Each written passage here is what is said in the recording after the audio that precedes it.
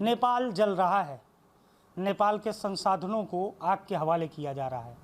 नेपाल के बड़े नेता या तो देश छोड़कर भाग गए हैं, दूसरे देशों की शरण ले रहे हैं, या फिर वो भीड़ के हाथों पीटे जा रहे हैं। ये जेनजी का जो आंदोलन चला सोशल मीडिया के कुछ ऐप्स को बैन करने के बाद, इसने नेपाल में पूरी तरीके से सरकार को झुकाने का काम किया। वर्तमान प्रधानमंत्री केपी शर्मा ओली ने इस्तीफा दे दिया है। इसके साथ ही नेपाल में कई सारी संभावनाओं पर चर्चा हो रही है और हम एक विशेष शख्सियत के साथ मौजूद हैं। हमारे साथ मौजूद हैं आज़ाद नेपाल के पहले प्रधानमंत्री केआई सिंह के ग्रैंडसन यानी केआई सिंह के पौत्र यशवंत शाह जी, जो लखनऊ में इस समय हमारे साथ बातचीत करने के लिए जुड़ रहे हैं। सर, आज़ाद नेपाल यानी नेपाल जब आक्रांताओं से आज़ाद हुआ, गुलामी से आज़ाद हुआ, तो आज़ाद नेपाल के पहले प्रधानमंत्री आपके दादा थे केआई सिंह जी, और 3 महीने की सरकार के बाद उन्होंने इस्तीफा दे दिया था। ये जो पूरा नेपाल में घटनाक्रम हो रहा है, जरा विस्तार से बताइए कि इसके पीछे क्या वजह, और ये जो जेट का आंदोलन है जिसपे केपी शर्मा ओली को झुकना पड़ा, क्या है असल तस्वीर इसकी, एक बार आप दर्शकों को बताइए। जी देखिए, ये जो एक आंदोलन है, ये एक संस्था है, स्टूडेंट्स विंग है, नेपाली स्टूडेंट्स फॉर जस्टिस। एक ये कोई भी पार्टी से संबंधित नहीं है और इन लोगों ने एक शांतिपूर्ण आंदोलन के लिए आह्वान करा और 8 तारीख को एक माइती घर मंडाला करके एक जगह है काठमांडू में, वहाँ पर सब लोग को एकत्र होना था और उन लोग एक अपना करप्शन के खिलाफ आवाज़ उठा रहे थे। तो उसमें हुआ क्या कि 8 तारीख को बहुत जल्दी कम समय में 12,000-15,000 लोगों से ज़्यादा जमा हो गए। तो उसमें जो सरकार थोड़ा सा घबरा गई और सरकार ने बल प्रयोग करने की कोशिश करी कि इस आंदोलन को कुचलने की। उसमें हुआ क्या कि जब कुचलने की कोशिश करी तो थोड़ा सा इधर से भी बैरिकेड तोड़ने की कोशिश करी जो पीसफुल प्रोटेस्टर्स थे। और इसमें जो जेन जी है उसकी मांग थी कि वो एक आवाज़ उठा रहे थे अगेंस्ट करप्शन। ये कोई सोशल मीडिया साइट्स के लिए सिर्फ नहीं था, वो तो सेकेंडरी था। क्योंकि ये जो सोशल मीडिया साइट्स पर बैन लगा, ये जो फ्रीडम ऑफ स्पीच की आज़ादी है, इससे जोड़कर देखा गया और प्रदर्शन में आग में घी डालने का काम इसने क्योंकि जो केपी शर्मा ओली की सरकार थी वो डरी हुई थी, क्योंकि उसमें सोशल मीडिया साइट्स के थ्रू उनकी बुराई और जो पिछले अगर आप कुछ टाइम में देखें तो बहुत सारे घोटाले हो रहे थे, corruption was at its peak. तो इसके अगेंस्ट ये आंदोलन था और आंदोलन नहीं, ये जो वर्तमान प्रधानमंत्री थे केपी शर्मा ओली जिन्होंने इस्तीफा दिया, क्या जो इनके ऊपर गंभीर भ्रष्टाचार के आरोप लगे, उद्योगपतियों को फायदे पहुंचाने के आरोप लगे उद्योगपतियों को, ये आरोप सच है? क्योंकि आप तो आपके दादा प्रधानमंत्री रह चुके हैं और आप भी नेपाल से वेल कनेक्टेड हैं, तो ये आरोप क्या सच है? देखिए, मैं पर्सनली एक आदमी को पिन पॉइंट नहीं करता हूं कि केपी शर्मा ओली ने खाया पैसा, लेकिन एक बात जरूर है कि बहुत सारे पॉलिटिशियंस उसमें करप्ट और टेंटेड थे जिनके ऊपर बहुत गंभीर आरोप थे और वो आरोप के ऊपर कोई कार्रवाई नहीं हो रही थी। तो पब्लिक को ऐसा लगने लगा कि जैसे अभी कुछ रीसेंट टाइम्स में अगर आप कुछ सालों में देखें तो नेपाल की इकॉनमी बहुत अच्छे से चल रही थी और बहुत सारे टूरिस्ट आ रहे थे, बाहर से ग्रांट आ रहा था और जो करीब 40 लाख नेपाली जो विदेश में काम करते हैं उन लोग काफ़ी सारा पैसा अपने घर में वापस भेजते हैं, तो उसको रिसिप्ट्स कहते हैं। रिसिप्ट्स के द्वारा नेपाल में बहुत पैसा आ रहा था।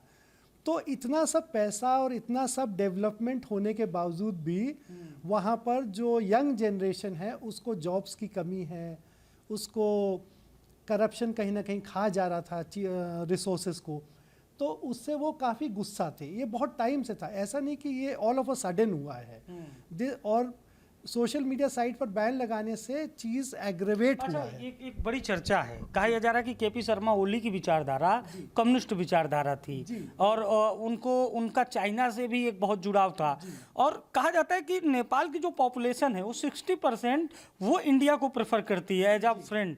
तो एक बड़ी वजह ये भी रही कि उनकी कम्युनिज्म की विचारधारा और चाइना से उनकी कनेक्टिविटी एक बड़ी वजह रही?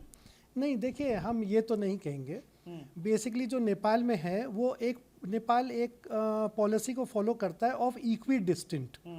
वो नेपाल जो है वो भारत और चाइना दोनों में बैलेंस लेके चलता है।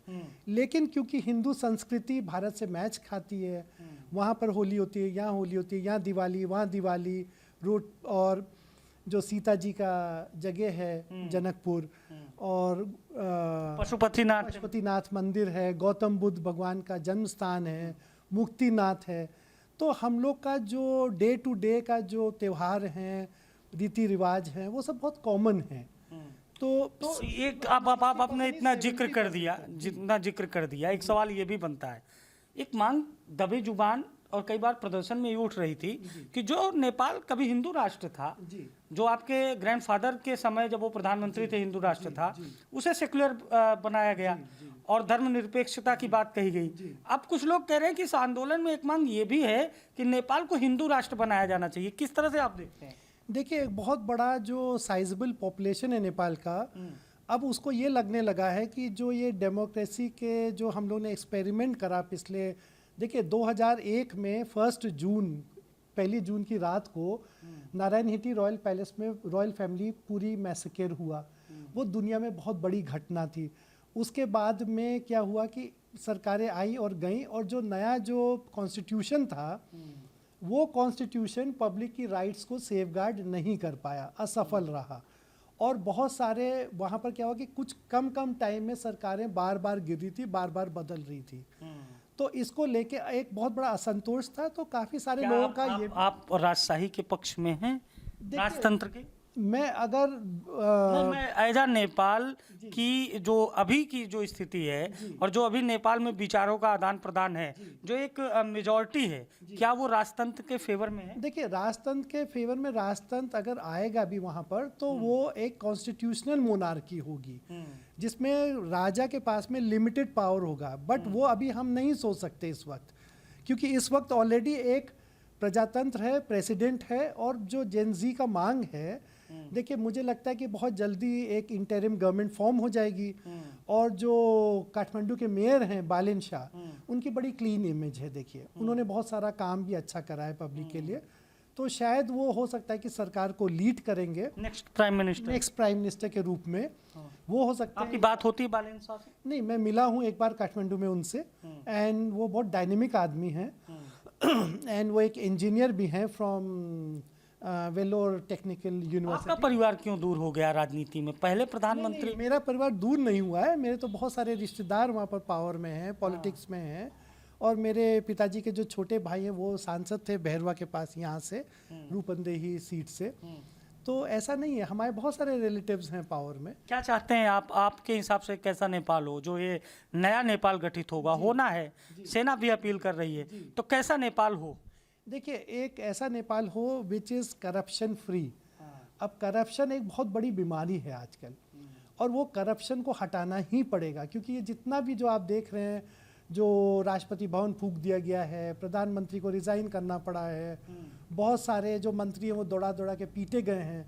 उन्होंने जो आंदोलनकारी हैं, उन्होंने किसी भी आम पब्लिक को छुआ तक नहीं है। लेकिन जितने भी जो टेंटेड पॉलिटिशियंस हैं उनको टारगेट करा है। ये भी कहा जा रहा है कि पक्ष और विपक्ष की पहचान नहीं हो पा रही थी इस माहौल में, कि कौन पक्ष में है। विपक्ष कहीं नहीं नजर आ रहा था पिछले कुछ घटनाक्रम से, और लोगों का ये कहना था कि जो विपक्ष को आवाज उठानी चाहिए थी, वो विपक्ष गायब सा हो गया था। नहीं, देखिए, कोलिशन गवर्नमेंट थी तो विपक्ष का तो सवाल ही नहीं है। उसमें 3 पार्टी मिलके, कुछ पार्टियां मिलके वो खिचड़ी सरकारें चला रही थी। कभी केपी शर्मा ओली जी प्रधानमंत्री बनते थे, कभी प्रचंड जी बनते थे, कभी शेर बहादुर देवपा बनते थे। तो इन 3 के अलावा चौथा ऑप्शन नहीं हो रहा था। एंड पब्लिक को चाहिए था एक क्लीन इमेज का इंसान जो आके लीड करे। तो वो अब क्या अपील करेंगे आप नेपाल वासियों से? क्योंकि नेपाल जल रहा है और कोई नहीं चाहता कि सुंदर नेपाल, संसाधनों से परिपूर्ण नेपाल जले। जी, जो मुझे लगता है कि बहुत जल्दी अभी स्थिति सामान्य हो जाएगी। और जो वहाँ के आर्मी चीफ हैं, आर्मी चीफ की ऑलरेडी बात हो गई है बालिन शाह जी से। तो मुझे लगता है कि एक इंटरिम सरकार जल्दी से आ जाएगी और वो एक केयर टेकर सरकार के रूप में कुछ दिनों काम करेगी। और फिर फ्रेश इलेक्शंस होंगे, और फ्रेश इलेक्शंस के बाद में शायद मुझे लगता है कि 2026 में इलेक्शंस हो जाएंगे एंड एक नई सरकार बनेगी। और नई सरकार का जो जेन जी का मांग है कि स्टेबिलिटी होना।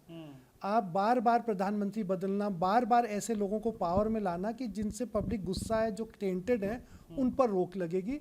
और जो ये गोली चली है, देखिए सबसे बड़ी इसमें बात जो आंदोलन में था कि जो police does not have the right to fire on people in the head shots. एक छोटे से बच्चे को उसके हेड में गोली मारी गई है। तो ये सब का एक जांच बैठेगी, किसने ऑर्डर दिया। एंड आपको अगर कोई भी पब्लिक डिमॉन्स्ट्रेशन को अगर हटाना भी है तो आपको रबर बुलेट्स को फायर करना चाहिए था। और इसमें कहते कि वेस्ट के नीचे फायर होता है, ये थोड़ी ना कि किसी के हेड शॉट्स आप ले रहे हैं। मतलब ये सब घटनाएं रही जो प्रदर्शन उग्र और इस वजह से उग्र हो गया।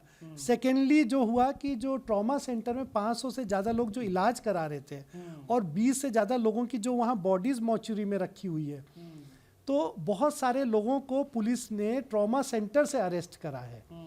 तो ये पब्लिक में और मतलब गलत मैसेज गया और कि सरकार तानाशाही टाइप के उसमें उतर आई है, जो कि डेमोक्रेसी है। देखिए डेमोक्रेसी में बहुत आप अपना बल से नहीं रूल कर सकते हैं। आप एक अच्छी बात, एक क्लीन इमेज से आप बेटर रूल कर पाएंगे। तो ये हमारे साथ नेपाल के आज़ाद नेपाल के पहले प्रधानमंत्री के.आई. सिंह के पौत्र हैं, यानी ग्रैंडसन हैं यशवंत शाह, जिन्होंने नेपाल के पूरे हालात पर चर्चा की, बताया कि आखिर कैसे सुंदर नेपाल जलने लगा, क्योंकि नेपाल से भारत का भी पुराना लगाव है। और इन्होंने शांति की अपील की है, लेकिन इन्होंने कहा है कि अभी फिलहाल फौरी तौर पर एक अंतरिम सरकार नेपाल को जल्द टेक ओवर करेगी और उसके बाद आम चुनाव होंगे।